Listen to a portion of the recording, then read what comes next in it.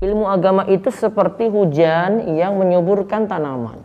Kita bisa lihat dalam hadis yang panjang dari Abu Musa radhiyallahu anhu, Nabi Shallallahu alaihi wasallam bersabda, permisalan petunjuk dan ilmu yang Allah mengutusku dengannya adalah bagai ghaith, hujan yang bermanfaat yang mengenai tanah. Maka ada tanah yang baik yang bisa menyerap air sehingga menumbuhkan tumbuh-tumbuhan dan rerumputan yang banyak.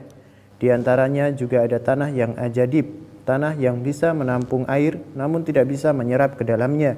Maka dengan genangan air tersebut Allah memberi manfaat untuk banyak orang sehingga manusia dapat mengambil air minum dari tanah ini.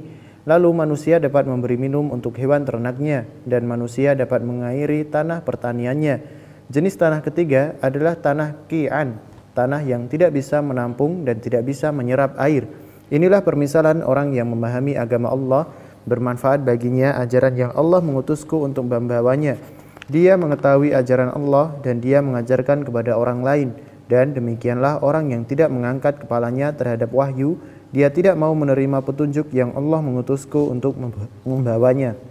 Bukhari membawakan hadis ini dalam kitab sahihnya dalam bab orang yang berilmu dan mengajarkan ilmu. Jadi ada yang paham ilmu, dia ajarkan. Ada yang cuma sekadar mengajarkan saja. Dia mungkin jadi paham tapi tidak seutuh orang yang nanti mendengar. Kemudian Imam Nawawi membawakan judul bab permisalan petunjuk dan ilmu yang Allah mengutus Nabi SAW dengannya. Nah, itu dimisalkan tadi dengan hujan. Jadi sifat ilmu itu bisa menyuburkan hati.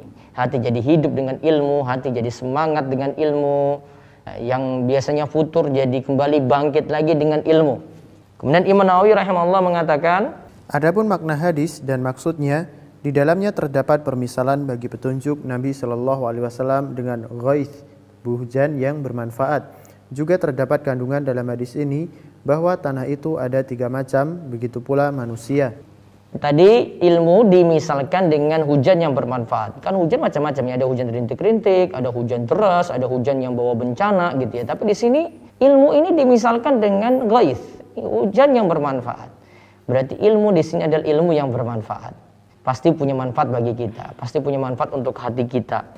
Terus dimisalkan tanah ada 3, maka manusia tipenya ada 3 juga. Dalam penerimaan ilmu ada 3 macam. Sebagaimana tanah dalam penerimaan hujan ada 3 macam.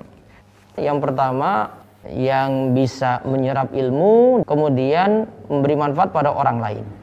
Kemudian yang kedua, ada yang cuma bisa menghafal saja, orang lain yang ngambil manfaat.